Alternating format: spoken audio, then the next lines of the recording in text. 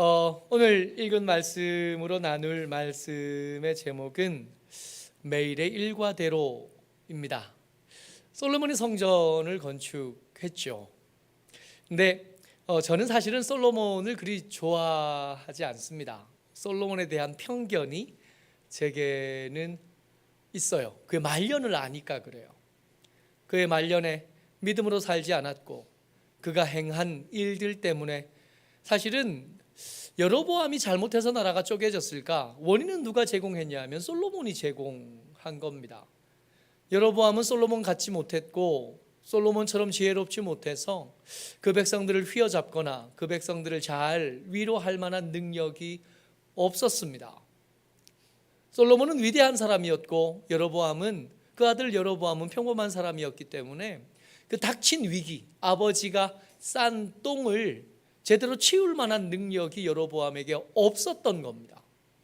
그의 말년을 보면 1000명이나 되는 그의 아내들, 그 아내들이 각자 혼수로 데리고 온 우상과 우상을 섬기는 사람들, 그 사람들의 영향에서 절대로 자유롭지 못했을 여로보암과 르호보암의 시대들을 다 살펴보면 솔로몬에 대한 호감은 사실은 그리 쉽지 않습니다.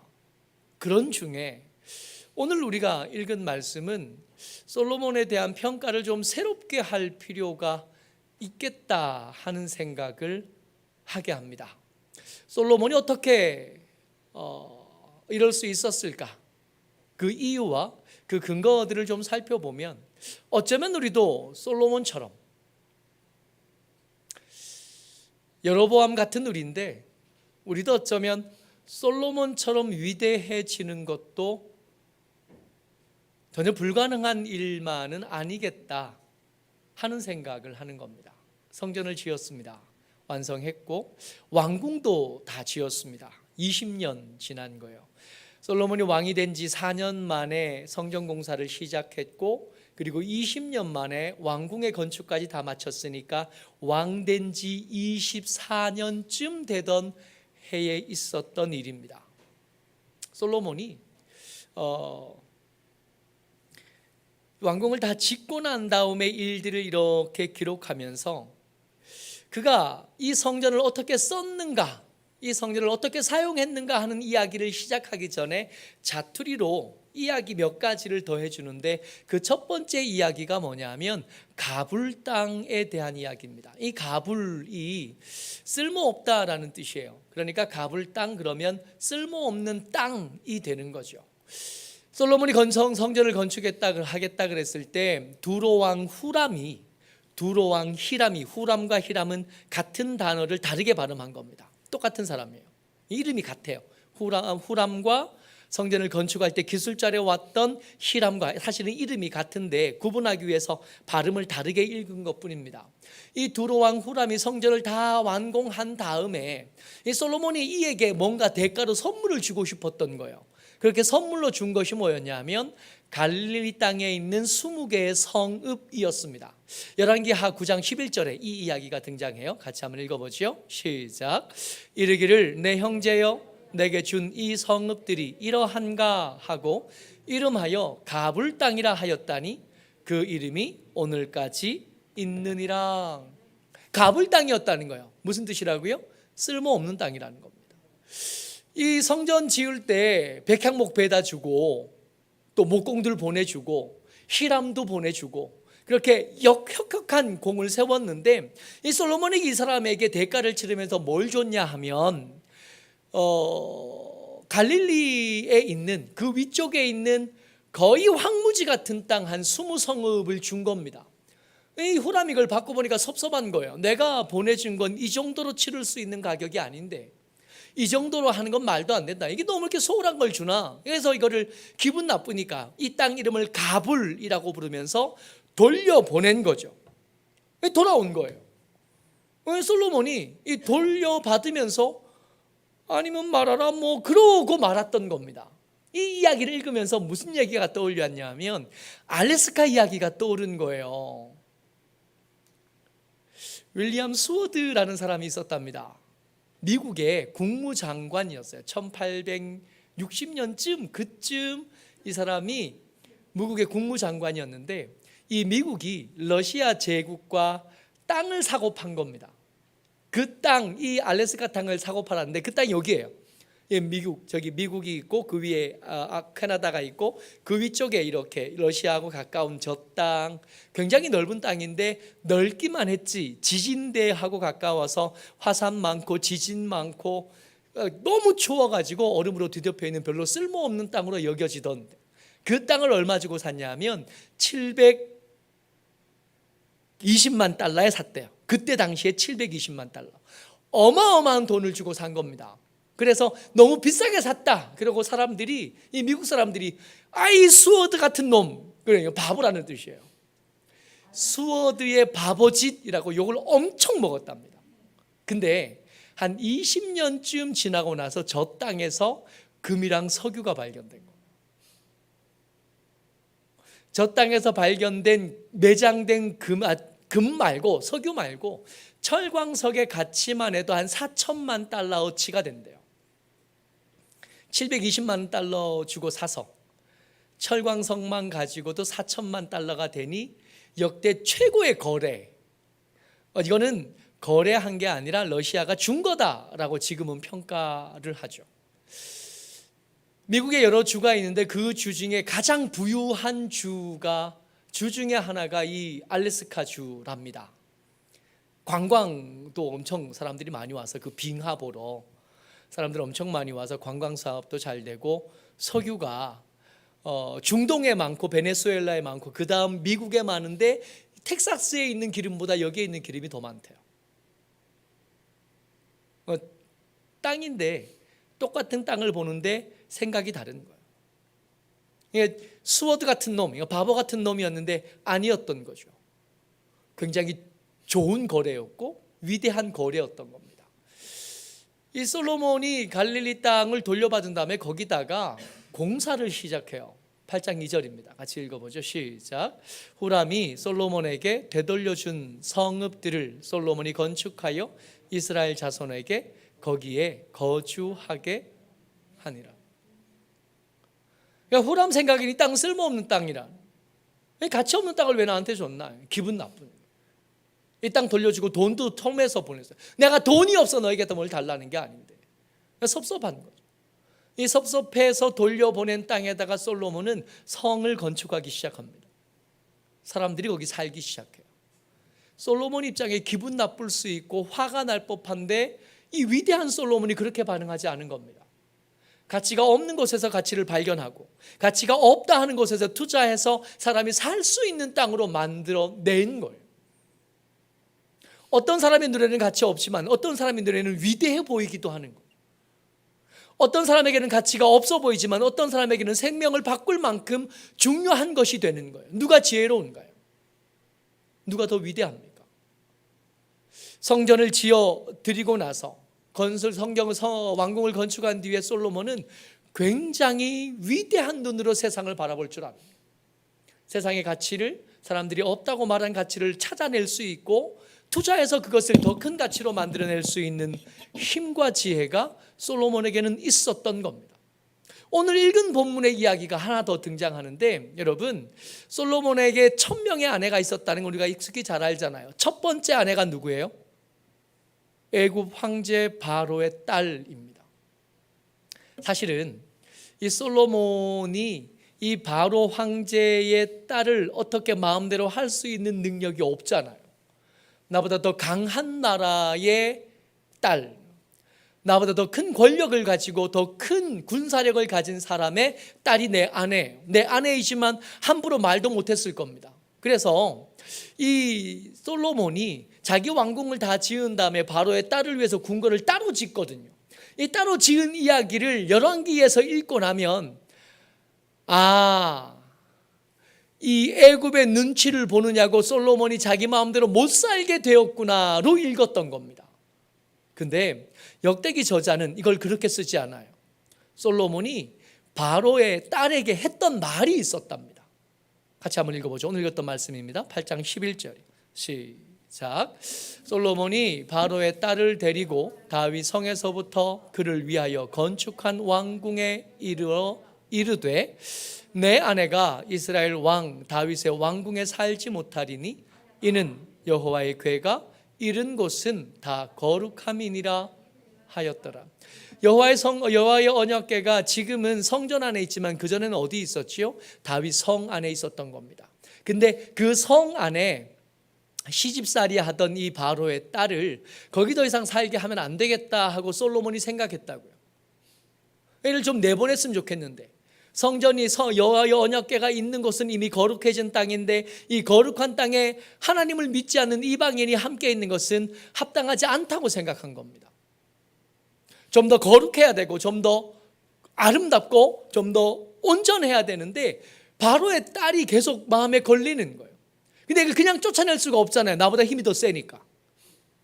그래서 그냥 쫓아내지 못하고 이 솔로몬이 이전에도 없었고 이후에도 없을 그 지혜를 가지고 뭘 하냐 하면 화려한 궁을 하나 지어줘요. 그리고 거기 가서 살라고 합니다. 직접 했는지 아니면 속으로 얘기했는지 모르겠지만 그렇게 아내를 옆에 다른 왕궁으로 옮겨 놓은 다음에 그렇게 이야기했다는 거예요. 여호와의 언약궤가 있었던 곳은 모두 거룩한 땅. 이 거룩한 땅에 믿음 없는 이방인이 있는 것은 합당하지 않다. 이럴 거였으면 결혼을 좀 잘했으면 좋겠다 싶은데 약한 나라는 원래 원하는 대로 못하는 법이거든요. 우리나라가 지금 트럼프랑 열심히 협상하고 이런저런 이야기를 주고받는 중에 여러분, 외교는 기분 좋은 대로 하는 게 아니라 실리를 위해서 해야 되는 거잖아요. 기분 나빠도 감당해야 될 것들이 또 있기도 하고, 또 그렇다고 자존심을 너무 내버리기도 좀 그렇고, 미묘한 무언가가, 우리가 모르는 무언가가 있는 거다, 이런 생각을 하는 거죠. 어쨌든 솔로몬은 그랬답니다.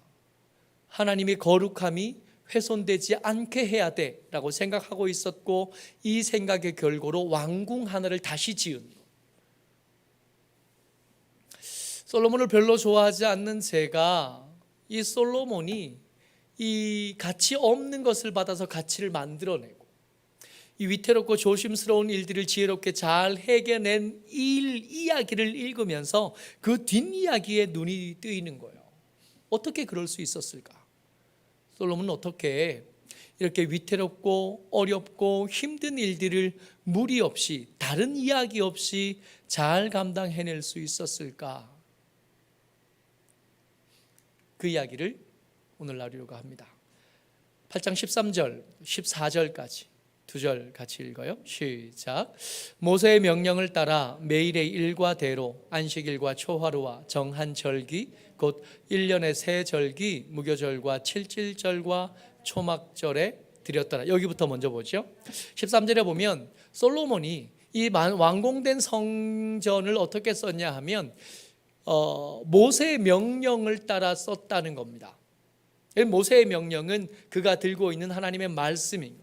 내 마음대로 내 기호대로 쓰는 것이 아니라 하나님의 말씀이 뭐라고 말했나를 기울이고 그 기준에 맞춰서 썼답니다. 그 기준이 뭐였냐면 매일의 일과대로 쓰는 겁니다. 상번제라 그래요. 아침에 번제를 드리고 저녁에 번제를 드리고, 이건 매일 하는 거예요. 그리고 안식일입니다. 매주 한 번씩 안식일이 되면 하나님께 예배하는 일, 그리고 매달 첫날이 되면 하나님께 예배하는 일, 그리고 매년 정한 절기를 따라 유월절과 오순절과 그리고 장막절을 지키는 거예요. 무교절의 또 다른 말이 유월절이고, 칠칠절의 또 다른 말이 오순절이고, 초막절의 또 다른 말이 장막절입니다. 이걸 지키는데 내 뜻과 내 기호와 내 바람과 내 편의대로 하지 않고 하나님의 말씀대로 이걸 했다는 거예요. 이 위대함은 어디서 만들어져요? 매일의 일과대로 살아가는 삶을 통해서 만들어집니다. 근데 이 모세의 명령은 기준이 어디냐면 성막이 기준이잖아요. 성전이 어떻게 생긴지 모세는 모르니까 성막을 기준으로 해서 가지고 있던 말씀이었던 거예요. 근데 솔로몬이 지었던 성전은 성막하고 좀 달라요. 언뜻 바로 보면 번제단만 해도 솔로몬이 만든 번제단은 성막에 있는 번제단보다 4배가 더 큽니다. 그러다 보니 뜰도 더 크겠고요. 그리고 성전의 회막에는 없던 벽 가운데 문들도 여러 개가 생길 수밖에 없는 거예요. 그러니까 필요한 사람들이 생기는 거예요. 다윗이 찬양대도 만들었거든요. 찬양을 누가 할 거냐? 문이 있으니 문을 지켜야 될 때 문이 될 텐데 문지기는 누가 할 거냐 하는 것들에 대한 이야기가 더 필요했던 겁니다. 그래서 솔로몬이 모세의 명령과 한 가지를 더 기준으로 잡는데 그게 14절에 등장해요. 같이요. 시작. 솔로몬이 또 그의 아버지 다윗의 규례를 따라 제사장들의 반열을 정하여 섬기게 하고 레위 사람들에게도 그 직분을 맡겨 매일의 일과대로 찬송하며 제사장들 앞에서 수종 들게 하며 또 문지기들에게 그 반열을 따라 각 문을 지키게 하였으니 이는 하나님의 사람 다윗이 전에 이렇게 명령하였음이라. 그러니까 솔로몬이 붙잡은 것은 모세의 명령과 다윗의 명령 두 가지를 붙잡고 성전을 사용한 겁니다. 이 성전을 사용함에 있어 한치의 소람이 없어야 되고 내 기호와 내 바람과 내 편리를 따라 되어지지 않아야 된다고 생각합니다. 이게 위대함을 만듭니다. 위대함의 비밀은 매일의 일과예요. 그 매일의 일과가 네 가지가 등장하는데 상번제, 그리고 안식일이에요. 초막절과 매년의 절기들입니다. 우리가 위대해지려면 어떻게 해야 되는 거예요? 상번제들, 매주일에 안식일, 초하루, 매 절기들을 잘 지켜야 돼요. 근데 이 세 절기들 중에 우리 교회는 77절을 지키지 않습니다. 맥추절 우리는 안 해요. 6월절, 부활절로 바뀌었잖아요. 그리고 장막절, 추수감사절로 대신합니다. 이 두 가지는 하는데 맥추절은 안 하잖아요. 매월 초하루 우리 월상 예배 안 드리잖아요. 우리 안식일 날 예배 안 드리고 예수님의 부활절 날 예배 드리잖아요. 상번제 우리 안 하잖아요. 새벽 예배와 상번제는 아무래도 차이가 좀 있고 저녁에 기도 시간이 있지만 기도 시간이 다른 일이 있으면 저도 안 오니까 요즘에 저녁에 다른 일들이 계속 생겨서 기도하는 날보다 기도 못하는 날이 훨씬 더 많은데 제대로 안 하고 있는. 그냥 이걸 그대로 받지는 못하겠지만 여러분 이 네 가지의 공통점이 뭐냐 하면 하나님 앞에 서는 날, 하나님 앞에 서는 시간, 하나님 앞에 서는 버릇, 하나님 앞에 서는 일상이 이 이야기들을 우리가 듣는 방법, 읽는 방법이 될 겁니다. 하나님과 관계를 위한 시간입니다. 기도하는 시간, 매일 성경을 읽는 시간, 성경을 묵상하는 시간. 열심히 달리기 하는데 어떤 유튜버가 이렇게 얘기해요. 달릴 때 음악을 좀 꺼보세요. 달리는 순간에 당신에게 집중하고 달리는 순간에 네 생각을 좀 더 깊이 해보면 어떻습니까? 이렇게 제안하는 걸 봤어요. 션이라는 사람을 알잖아요. 예수 잘 믿는 달리는 사람. 한때는 가수였는데 지금은 달리는 사람. 이 달리는 사람이 뭐라 그러냐면 뛸 때 뭐 하세요? 기도하죠. 근데 이게 그렇게 될 수밖에 없어요. 딴 생각을 못 하니까 뛰면서 설교가 가까운 날은 설교 생각하고 설교가 끝난 주일 저녁 월요일쯤 되면 자연스럽게 기도 제목들이 떠오를 수밖에 없게 돼요. 오히려 음악을 끄는 게 괜찮겠네. 그래서 제 음악을 듣진 않았지만 그렇게 시간을 보내는 거예요. 하나님과의 관계를 위한 시간, 이게 우리를 위대하게 만듭니다. 우리 삶이 단단해졌으면 좋겠고 이런저런 위기 가운데 흔들리지 않고 위태롭지 않았으면 좋겠는데 그러려면 기초가 든든해야 됩니다. 여러분 우리 삶의 기초가 뭡니까? 우리 통장에 들어있는 잔고인가요? 사람들과 누리던 인맥입니까? 내가 가지고 있는 권력입니까? 실력인가요? 지식인가요? 그것들로 기초를 삼은 사람들이 망하고 넘어지고 좌초하는 것들을 많이 보지 않았던가요? 한결같이 못하니까, 영원하지 않으니까. 여러분 하나님의 말씀은 1.1핵도 없이 예수님 다시 오시는 날까지 계속된다고 합니다. 이것처럼 든든한 거 어디 있겠어요? 이것처럼 단단한 거 어디 있겠어요? 이 말씀 앞에 서서 멈추어 서는 것, 이게 우리를 단단하게 만들고 이 단단함 위에 바람이 좀 불어도 흔들리지 않게 되고 많이 쌓아도 위태롭지 않게 되는 위대함의 기초가 되지 않겠는가 말이에요. 솔로몬의 위대함은 여기서 만들어졌습니다. 그러면 솔로몬의 불안함은 어디서 만들어졌을까요? 이게 흔들리면 불안해지겠죠. 솔로몬의 노년에 가면 갈수록 그게 흔들리지 않았을까요? 우리가 만약에 정말 단단하고 튼튼한 기초를 가진 사람으로 하나님 앞에 서고 싶다면 매일 아침 말씀을 묵상하는 시간을 좀 더 소중히 여기는, 하나님 앞에 기도하기로 약속한 시간을 좀 더 귀히 여기는, 다른 것에게 방해받지 않도록 애쓰고 울타리를 쳐서 하나님과의 관계 가운데 조금 더 투자하고 하나님과의 관계를 더 든든하게 만들기 위해서 조금 더 애쓰는 겁니다. 여러분, 우리가 돈을 꽤 많이 쓰잖아요. 먹는 것을 위해서, 입는 것을 위해서, 우리가 이것저것을 위해서 돈을 많이 쓰는 중에 가만히 생각해 보면 우리의 삶의 가장 큰 기초가 되는 것을 위해서 돈을 얼마나 쓰는가, 이렇게 질문해 보면 어쩌면 우리의 기초가 불안한 것도 이건 당연한 일이겠다 싶은 겁니다. 어쩌록 저와 여러분들, 우리가 세상은 불안하고 위태로워서 자주 흔들리는데 이럴 때 예수 믿는 사람들이 좀 돋보일 수 있는 기회가 됩니다. 기초가 튼튼하다면 말이에요. 세상은 요동하는데 우리가 흔들리지 않으면 그때 우리가 돋보일 수 있는. 왜 그런가 우리를 살펴보면 뭐 대단한 건 없는데 매일 읽어 묵상하는 말씀이, 매일 시간을 지켜 기도하는 그 시간이 우리를 단단하게 만들고 우리를 튼튼하게 만들어요. 어쩌록 저와 여러분들이 매일의 일과가 솔로몬이 그 위대할 때 누렸던 그 일과를 우리도 누려서 우리의 기초가 튼튼해지고 그 기초가 하나님의 말씀으로 말미암게 되기를 주의 이름으로 축복합니다. 아멘.